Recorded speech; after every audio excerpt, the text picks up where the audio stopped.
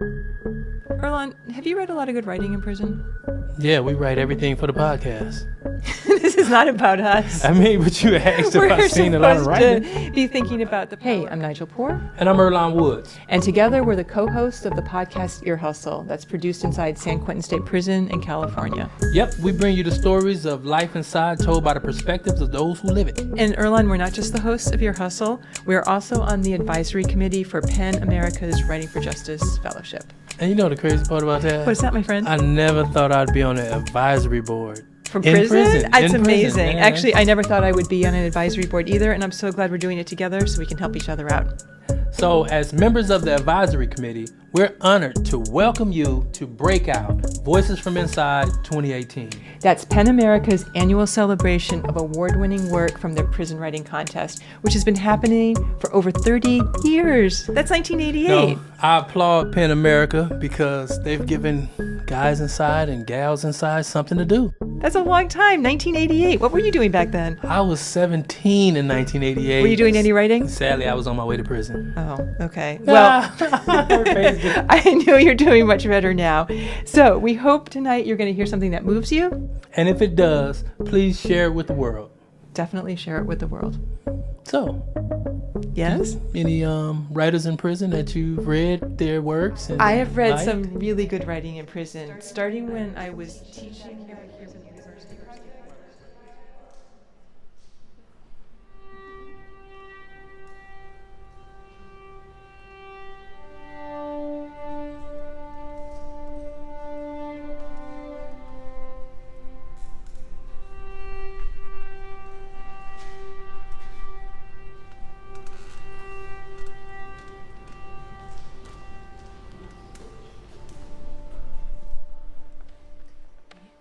You bring out the glitter squirrel in me.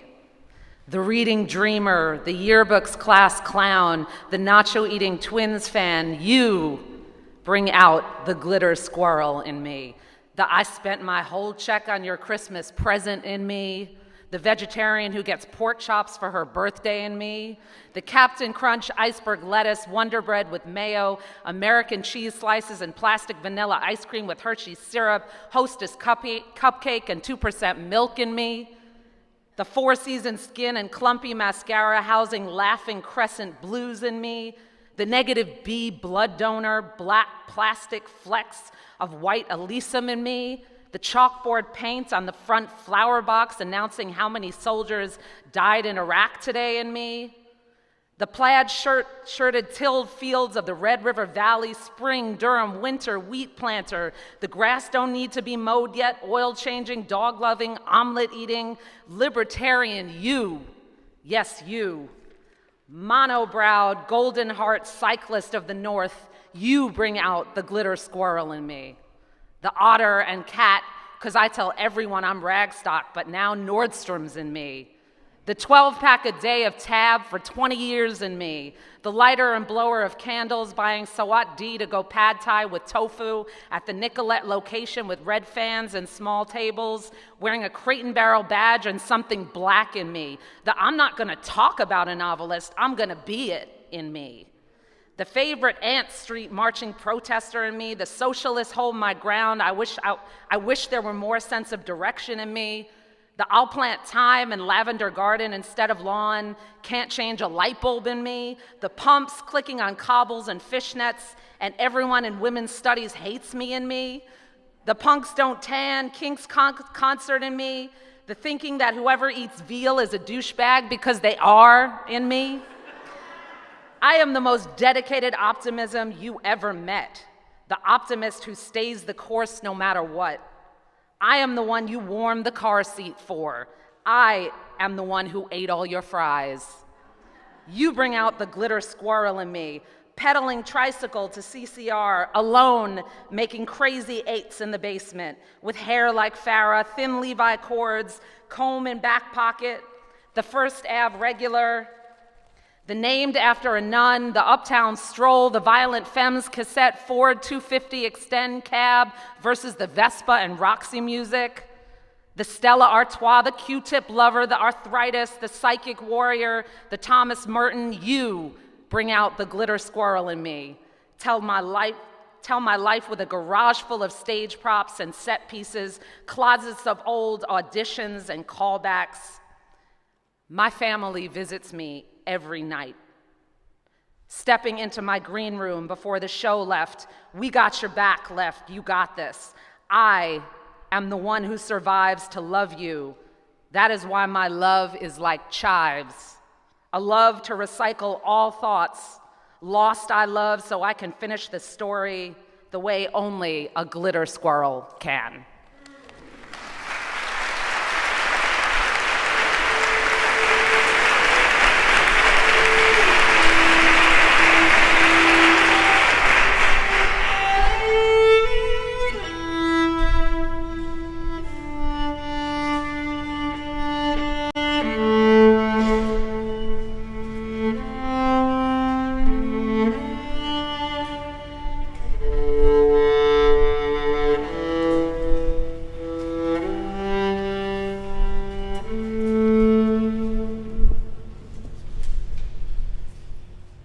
After 15 years down, I assume that prison life can't get any more off-kilter or annoying, but then some cruel functionary starts a war against the local swallows.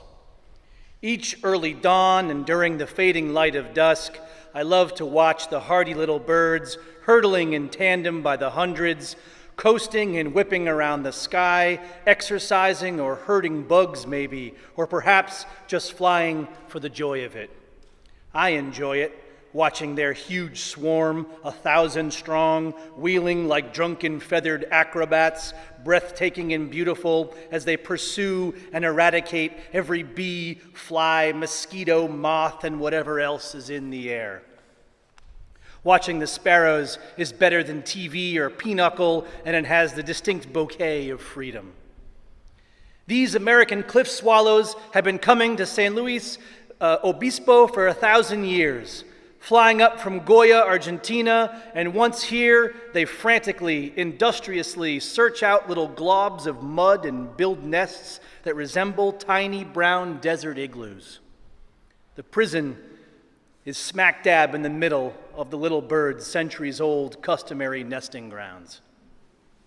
Figuring that we've placed the prison here for their convenience, the swallows build their nests in the infrastructure of the steel girders. Imagine a bridge built in a square with all little caches, tiny layers, and small dens that 3 stories of steel beams offer. This singular edifice sits in the center of the prison. It's open air, and we call it the plaza. There are a couple of trees, some sickly grass, and a 100-yard circular sidewalk in the plaza connecting our 4 yards.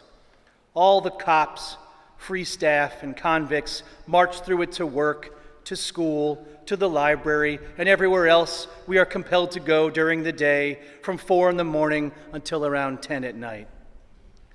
Right above the sidewalk is the metal structure with its niches, nooks, and crannies, about every 4 or 5 inches, where the swallows build their nests. And there are a couple thousand of these spaces in the plaza. It is a wonderfully odd and happenstance open-air aviary, except, of course, for the barbed wire and incarceration. The swallows are free, and the humans are trapped.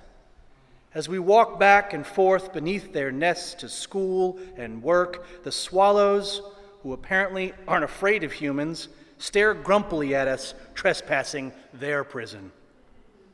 For 9 years, I've watched the whole process. Birds arrive, build nests like tiny lunatic construction crews. At dawn and dusk, they twirl and swirl through the sky, often fainting and mock fighting for obscure reasons, and conveniently patrol our little valley and eat countless bugs. Out here in the near wilderness, there are bugs galore, and I am grateful that the mosquitoes, midges, and spiders are dealt such a blow, the swallows keeping them from my flesh. They have to maintain their high-pitched metabolisms, fuel up for all their precise, turbulent aerial displays, and when the time comes, feed their fledglings. Eggs are laid, and the mock fighting increases as they defend their nests from imaginary threats. Soon, 2 weeks, frighteningly tiny swallows are hatched, mindlessly cheeping for bugs and whatever else is on the menu. In quick order, the fledglings are stumbling around, careless of danger. The hideous local seagulls sometimes eat them. With typical swallow speed, the kids are as big as their parents within a month. The fledglings and their parents fly around for 3 months or so, dealing further blows to the neighborhood bug population, and then, like a theatrical troupe, the swallows leave town.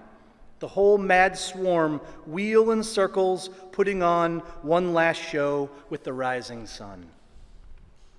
But then, suddenly, some deranged prison bureaucrat decides to destroy the nests and covers the infrastructure with nets, thinking to stop the swallows' cycle so they will go elsewhere. The plan fails completely. The swallows are outraged and flip out for an entire day. In a rage, they swarm that night like usual, taking out their fury on the bugs, but the fluidity and poetry is gone. And though they still somehow avoid mid-air crashes, their usual nighttime display of beauty is gory and tumultuous, organized chaos, the order of the day, all elegance vitiated. Where the swallows all previously stuck together in a flock during their evening acrobatics, now dozens of them fly off madly, helter-skelter, nearly but never running into buildings and even people. I was worried for the birds, for the eggs that had no place to be laid, for nature itself. Watching cops bring in crews to destroy the remaining nests and put up the nets is aggravating, and I try to find an address for the National Swallow Association or some such. I don't go near the plaza for a long weekend. On Monday, walking to school, I see that the instinct-driven little savages have built new nests everywhere. The previous nest had taken at least a week to build, now including some hanging off the nets like an illusion, Dali-esque constructs in weird new shapes, many of them twice as big as the previous nests. There are mud nests and light fixtures, on trash cans, on clocks, on top of other nests. The little bastards refuse to yield or surrender. I don't think swallows know how to give up. The dauntless creatures have to deal with hurricanes, hungry hawks, foxes, and every other kind of test nature can throw at them. Humans probably just seem like incompetent, skinny bears on a rampage to be ignored. It's not over yet. It is still time to lay eggs. A dishearteningly dramatic development. If the prison wants to attack nature, I don't know why the cops don't start with the cursed seagulls who are here year-round shitting on everything and everyone in huge amounts with wild abandon while fighting insanely over garbage and squawking obnoxiously like aging hookers. Strangely, there appear to be twice as many nests and swallows as there were before the attempted eviction. In the past, other than giving us grumpy looks with their beady eyes, the swallows ignored people. They mostly won't even take food from us. While the seagulls wait outside the chow hall and beg like retarded dogs. I get the impression that the swallows are now riled and keeping an eye on us. Luckily, the cops have given up their first round of smashed nets. And nobody knows who ordered it. As most of the happenings at the California Men's Colony, it is a mystery. Nevertheless, this year's swallows are laying their eggs, and things have returned to what passes for normal.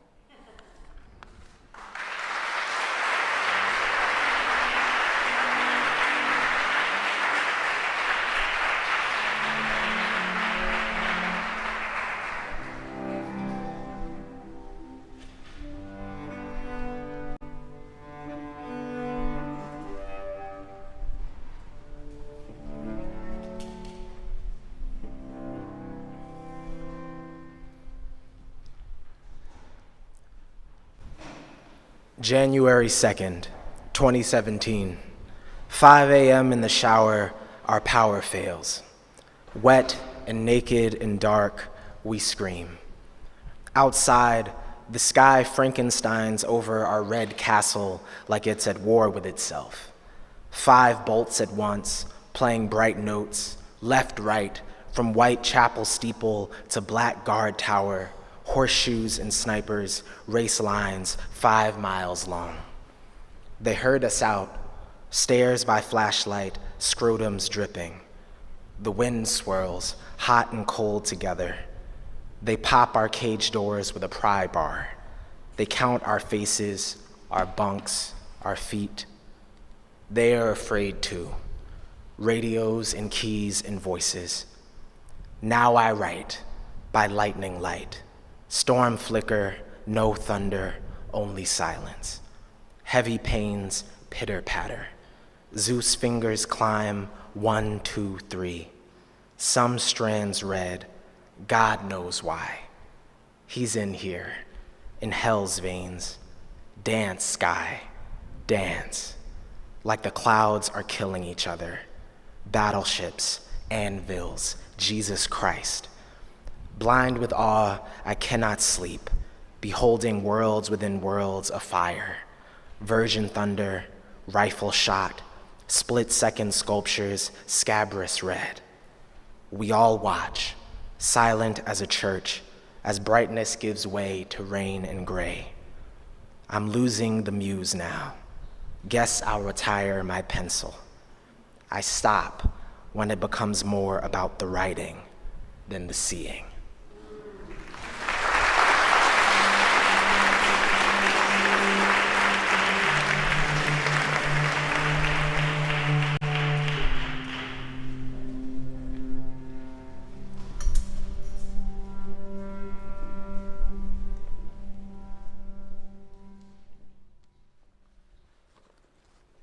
Yo, you heard about Damien?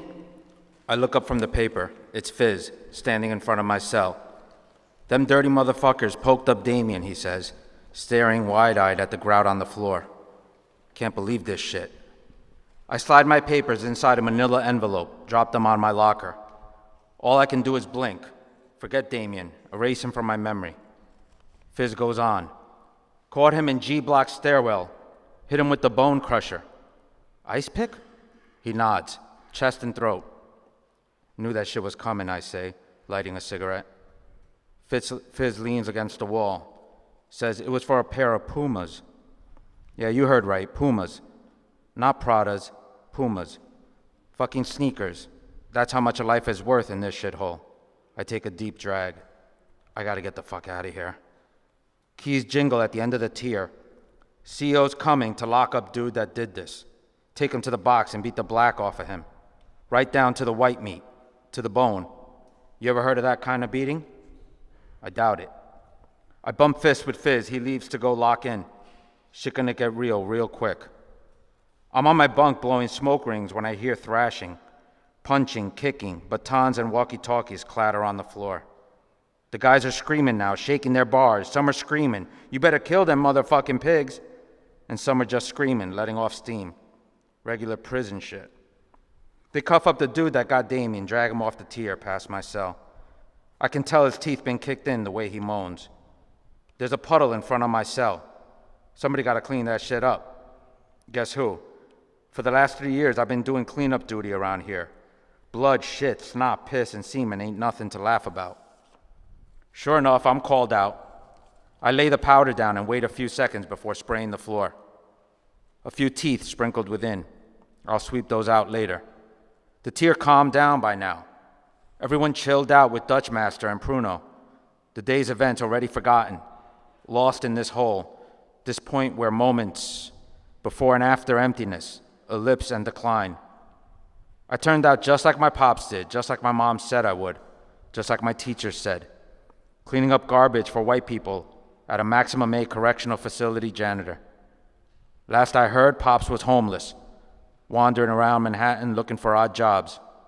Prison fucked him up. He was never the same.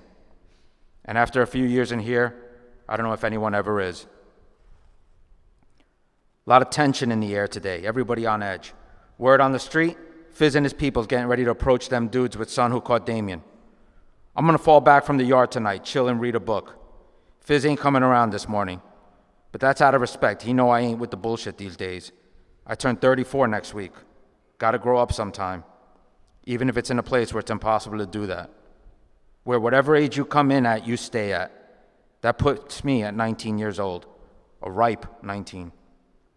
About 30 or so minutes into evening rec, I hear shots go off in the guard tower. The sirens go off. I hear the CO screaming, "Get on the fucking ground, put the goddamn knife down, asshole, right now." I don't know why they even bother.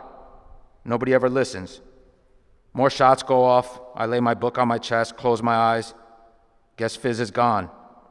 Either to the box or to the infirmary or into town for an emergency hospital trip. After some shit like this, you bet your pretty ass there's gonna be a shakedown. I get all my shit laid out on the bed. Takes the joy from the pigs when they come to trash your shit. It's been 3 days, so they should be coming to cause havoc real soon. If not today, then tomorrow. Sure enough, the call comes. We're told what to do, how to do it. They start going cell to cell. Eventually, a fat CO looking all Chris Farley stops in front of mine. The gate cracks. Step back, slowly, drop the boxers. I let him drop. Officer Beachball looks at my dick. I can feel the racism radiating. Turn around, spread. I turn around. CO, I'm not due for a colonoscopy, I say. How long you been down, he says. What's your number? You trying to join my fan club? I'm not going to ask you again, he says, reaching for his baton. Been here longer than you've been on the job, I say. Check my ID. Officer Beachball calls the sergeant. He needs someone to hold his hand, I guess. What's the problem?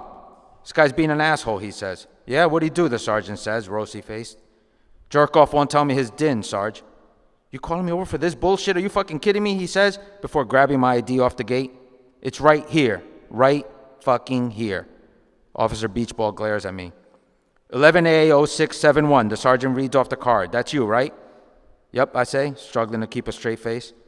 The sergeant belittles the officer, nods to me, then walks away. All cops ain't bad, but all cops ain't good. Feel me? For the next 45 minutes, I watch Beachball toss and kick everything in my cell. Breaks everything that can be broke. I want to choke him. I want to throw him under the bed and kick a fucking field goal with his head. But I'm trying to change my life. Need to. I put my boxers back on. Time to clean up. Motherfucking pigs destroyed everything. Everything except heart. They can't break that. Nothing shocks me anymore. I laugh at them crazy bastards in Times Square screaming about end times. World ain't getting worse. It always been fucked up. We still got nukes, financial ruin, corrupt government, rape, robbery, disease, flooding, earthquakes, starvation, riots, looting, genocide, and anarchy. Nothing new. Next day, I went to the mental health ward to clean. Dude in the infirmary told me Fizz got 2 years in the box and a few new charges to go with it. Hopefully he won't spend the rest of his life behind bars. Some dudes gotta learn the hard way, though. Can't change people if they don't want to change. Like, while waiting to go to commissary a couple days ago, some young dude with a fresh din started drilling me with questions, asking me how I was doing, all this other dumb shit, trying to be funny for his peoples. So I spazzed out. You think this shit a game, kid? You know what it's like to lose everything and everyone? You stupid or crazy? Ain't nobody laughing with you. They laughing at you. You still a kid. This life ain't for you, homeboy. Why are you asking how I'm doing? I look like I'm doing good? Anyone here look like they doing good? What you asking me questions for anyway? You gonna help me? If you can't then do that, then don't ask me shit. Don't ask me nothing. Don't even ask me my name. I don't have one. State took that away a long time ago. Took that when they took my pops. So no name, you hear me? All that's left is me. Me.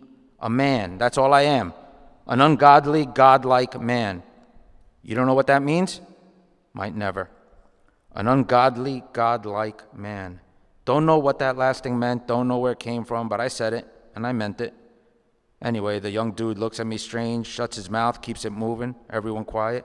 Whole vibe changed, that's how I like it. Gotta keep your circle small in here. Stop trying to translate that which doesn't need words. Don't pick at my brain. I would never wish this abominable fate on you or anyone. What kind of monster do you take me for? And yes, I apologize in advance for my use of the word fate. Who am I to condemn? I am not God. So then you ask, who am I? A sage, a prophet, a demon, a raving lunatic? You wish to understand me, my mode of thinking. But how can you ever hope to understand me and my teachings when you don't understand yourself? Who are you? That is the real question.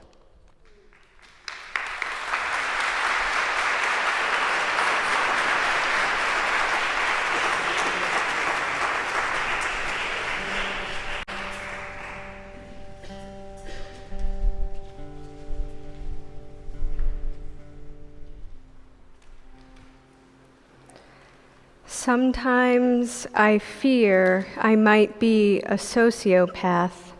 I have such a propensity for violence, whether actual physical assault, the dream of it, or bare-toothed. Aggression, the only thing people seem to understand. When wolves were reintroduced to Yellowstone, herds of ruminants clumped closer together. This morning I attacked a collection a woman wrote about her autistic son. My jaw ached, fighting back tears.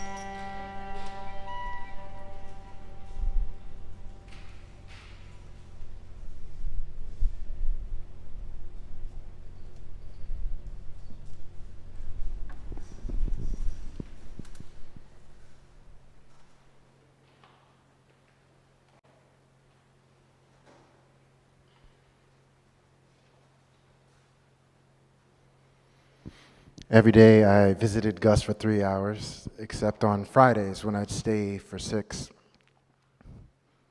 It was painful for him to speak, but he realized that soon he would be unable to speak at all, and so he felt compelled to express his insights while talking about his life, a childhood filled with laughter, a father who was harsher on him than his younger siblings, work, vacations, outdoor adventures. How disconnected my generation is from the world around us. How he believes people in prison are angry because they are really hurting deep inside. Although we talked about all sorts of things, Gus's favorite topic was the people in his life. I would often forget that because of his mental sharpness and the way he exaggerated his stories with exaggerated gestures, that he would soon be dead. Once, he nearly fell from the bed while demonstrating a diving catch he had made to keep his son Kyle from falling off a boat.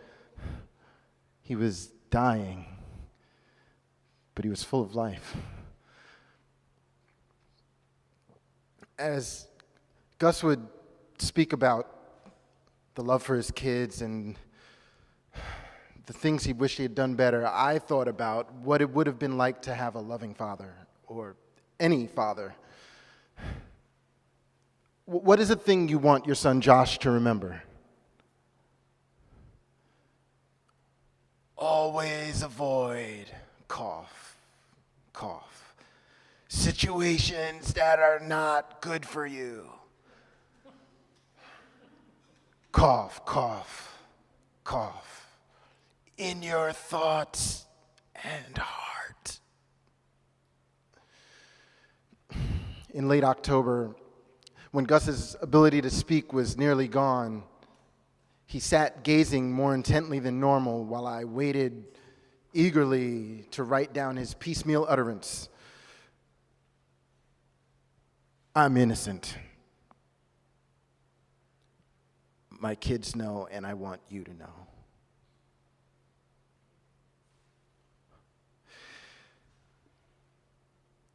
In October 29th,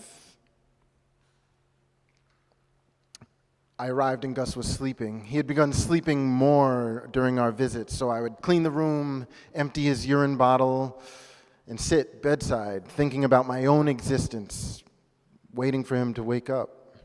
The cancer had begun eating through his skin, and the flesh had begun to decay, emanating an overwhelming stench and attracting flies that I would spend hours swatting away, both from the hole in his neck and the one eye that could no longer close. On this day, there was also a strong urine smell. I searched for the spots where the urine bottle may have spilled before realizing that Gus had pissed on himself.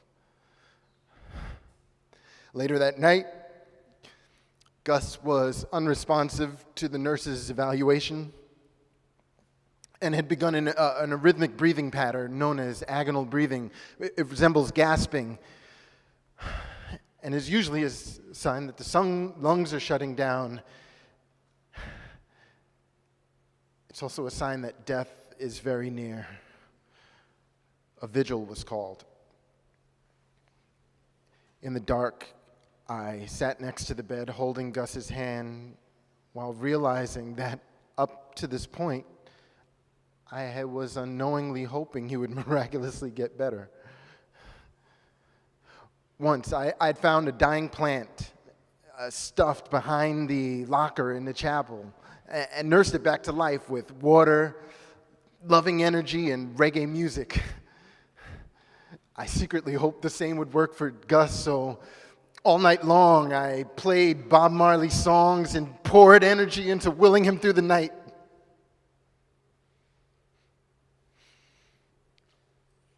On the morning of November,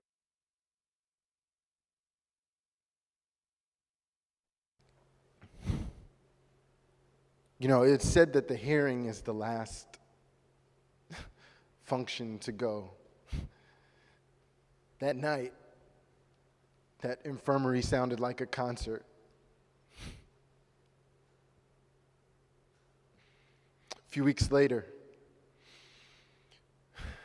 in the morning when the nurse was changing the bandage on the hole in Gus's neck, she discovered maggots coming out of the wound. She made all the hospice volunteers leave until further notice. When I returned to my cell, I sat and just worried about Gus. Would he die alone? Was somebody playing music? What if he tried to stand and piss again? Who was swatting away the flies? At 5:15 a.m., the first of 32 bells that signals the day's events would sound, loud as a fire alarm, and startled me out of my reverie. I took it upon myself to go straight to the infirmary, regardless of quarantine restrictions. I prepared to insist on staying, no matter what. Gus died yesterday? What time? Around 3 in the afternoon. That had been my regular arrival time. I turned, walked out the door, and down the enclosed stairwell. I went to breakfast and sat alone. I watched my tears fall into my bowl of cornflakes, and the tiny ripples they made as they splashed against the milk.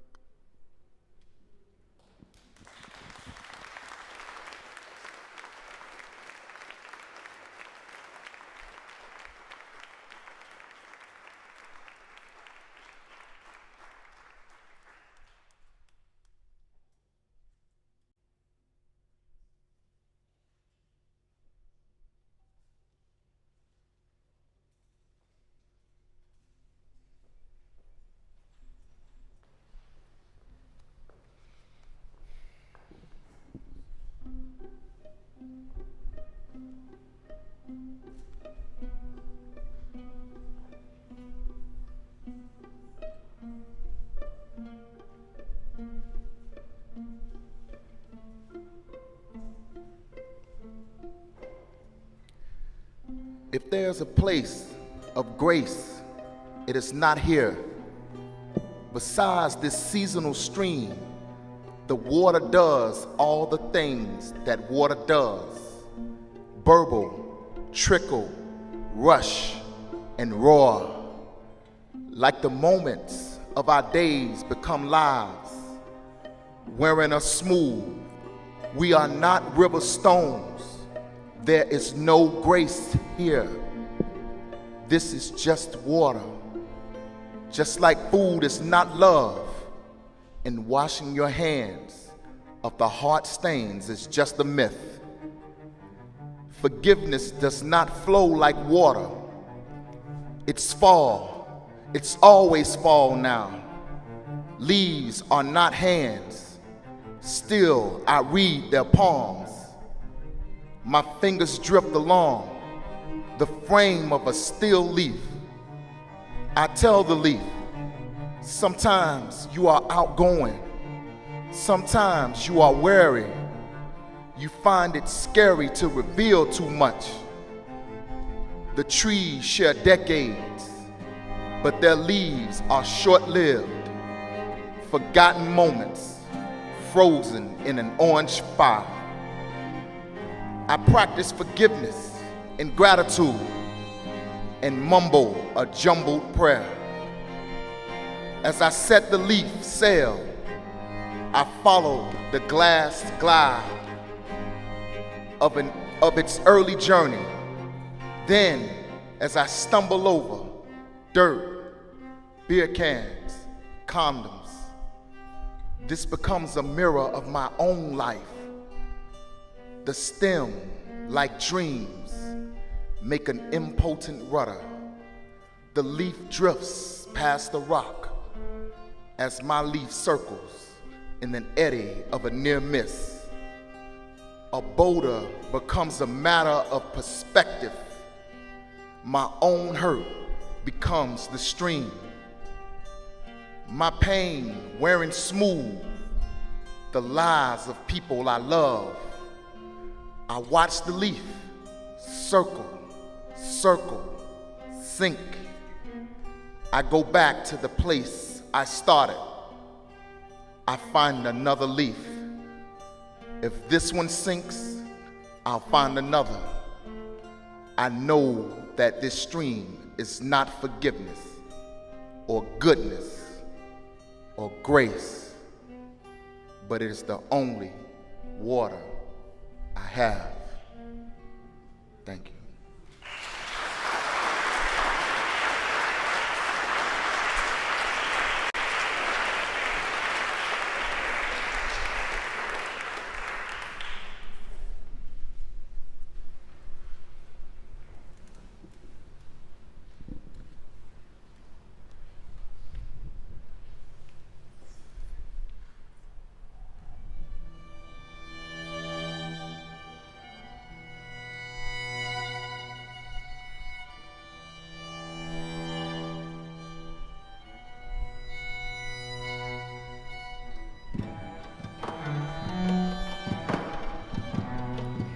Four layers of cement boxes stacked by the waters of a creek, each one filled with music.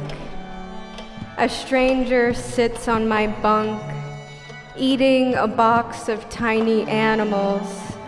It is his room, too. Green beans and meatballs in steel boxes in hot water, a pool of brown gravy.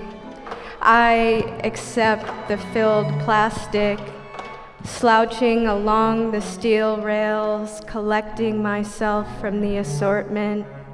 I find myself in the wreck, once again a disaster, a cacophony of sounds.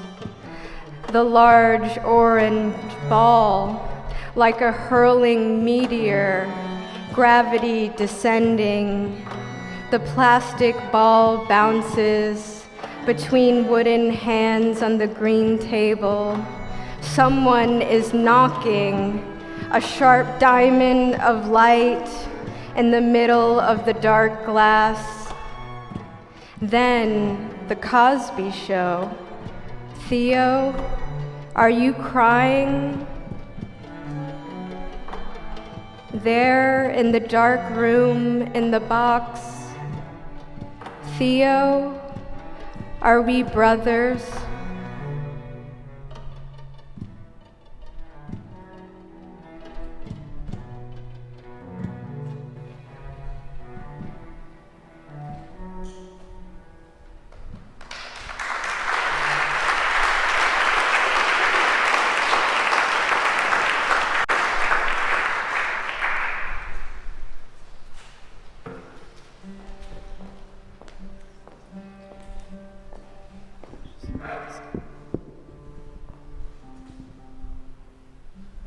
The sheet falls, tangles, searching hand returns empty. He curls around her. Storms blow, sleeting snow, endless pain, shimmering glass, December fences. Noodle bowls steaming, white paint flakes gently, flutters to earth. Hard silver glinting, clear sun glazed, deep blue day. A plane passes over. Accumulation on shelves, empty locker, disposable life. Boxed up letters, one picture turned just so, small shred, certain scrap.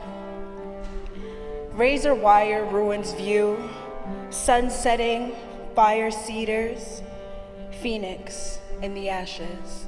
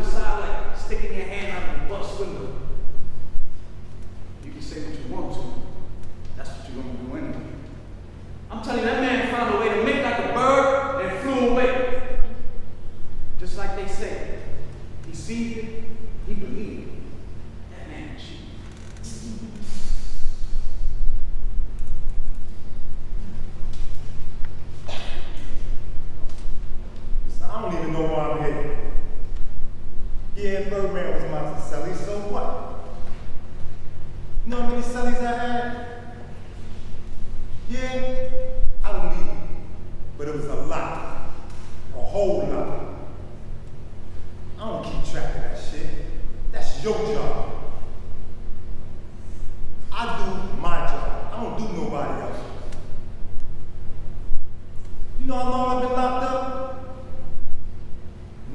17 years. That's a whole nother life right there. My old lady moved on. She stayed with me for 11 years. And my brother went blind cooking that mess.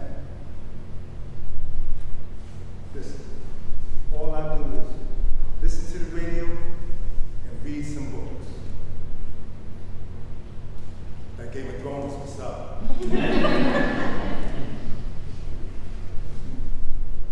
I don't talk to Birdman. I don't reach out to him. I don't connect with him.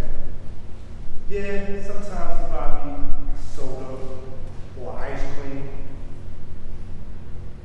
Yeah, I know it's not allowed, so what? Bet you won't kick me out of prison for it. You know what? I hope he did turn into a bird on your ass. I hope he make your life hard. As hard as ours. Hey, get that. Okay. So, one time he told me, someday I'm gonna fly away. He said, I'm gonna soar so high, I'll look around and see nada but the cielos, no razor wires, nada but the clouds and skies. I asked him, I said, Pava, you gonna take me with you? He said, find you a feather. Find you a feather. I said, hell no, I'm afraid of heights. I'm not afraid of heights. I just don't like to be someone that's not on the ground, whatever. Plus, I only got 7 years left. I can do 7 years standing on my head. I'll leave the feathers to the fire. Then, no one really believes in May Sanchez turned into a bird.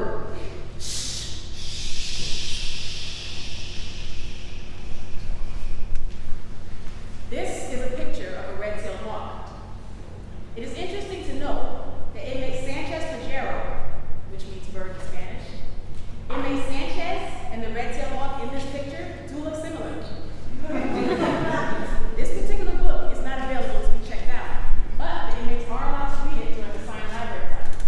And inmate Sanchez would spend his entire 45 minutes sketching or writing poems about the red-tailed hawk. I encouraged it. I even kept up his poems. Yes, I know it's not allowed, but I found it and I kept it. I have it here.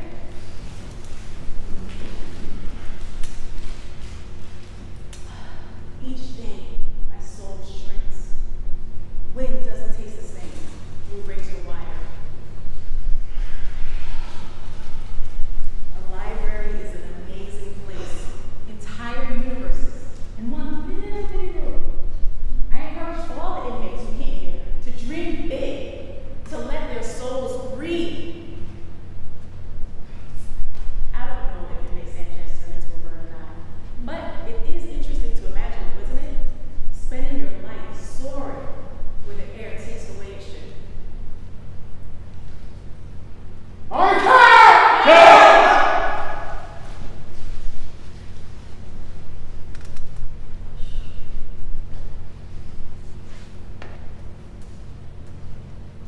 Lorraine, CO, 5, North Tower. I know what you're all thinking. Woman, right? She's weak. Let her walk on by. You think a woman doesn't belong in the tower. I don't belong in the tower. Well, I do. I can outscore any one of you on the range. And I can outshoot every one of you bear bellies out here. And I'm not going to miss out on a chance to prove it. Took me 5 years to make it into that tower. I earned it. And if some Looney Tunes inmate is dumb enough to run past my post, he's gonna get shot. I promise you. I promise you. If inmate Sanchez came my way, he's gonna have a hole in him. And not no little ladylike hole either. A regulation size hole. A permanent reminder of his time here and a lifelong left to go with you. There is nothing weak about this woman.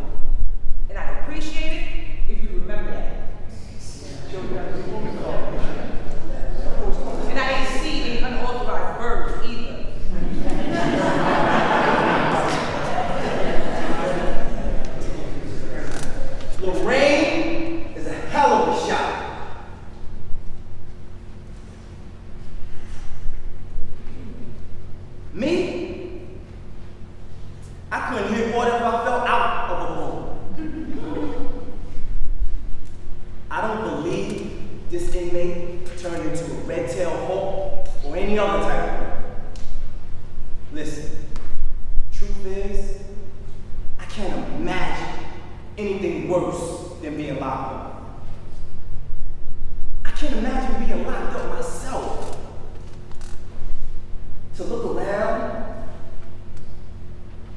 and see nothing but concrete and steel and razor wire.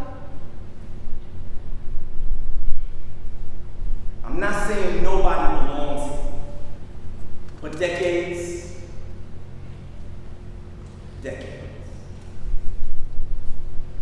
Then when you release them, they're socially retarded. And you expect them to be citizens? That's funny justice. Hell, you can't release a bear into the wild after it's been locked in a cage for some years. A bear. That wild does something to a man. And a woman. I go crazy myself. Sometimes I do. And I only work 4 days a week. That's long enough. Hell, most weeks is too long. And he had what? A 25 years of this place. The same food every week. The same routine. Every day, from your first day to your last day. 25 years later? Hell, even if you teach them a trade, they can't do nothing with it until they make parole 5, 10 years down the line. Book learning is just fantasy if you can't do nothing with it. I tried to turn myself into a hawk too.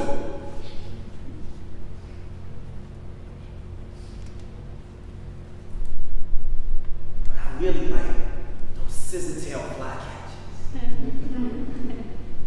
Now that's her.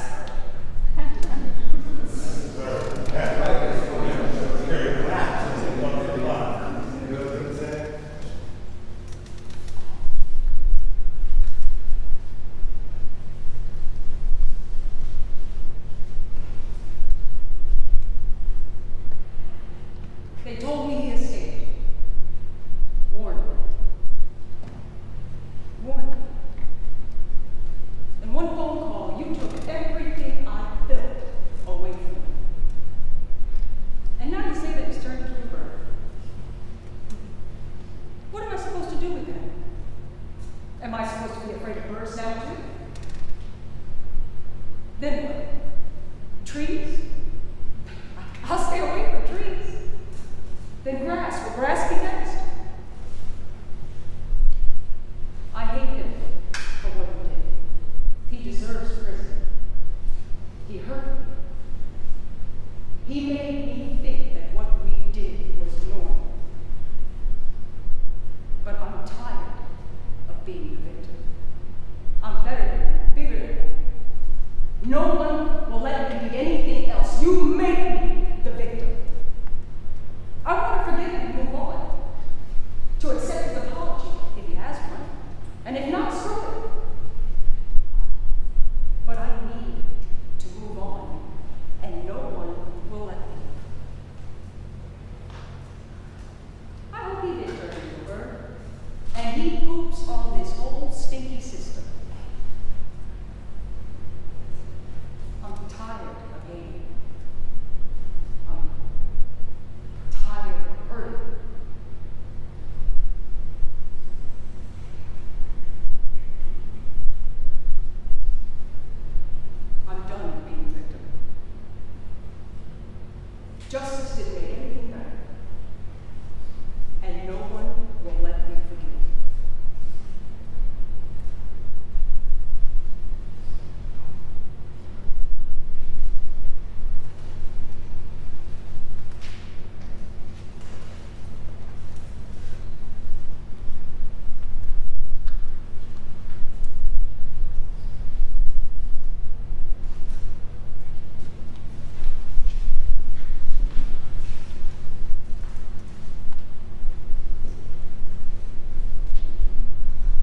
it's important to remind everyone that no one actually believes an inmate turned to a bird.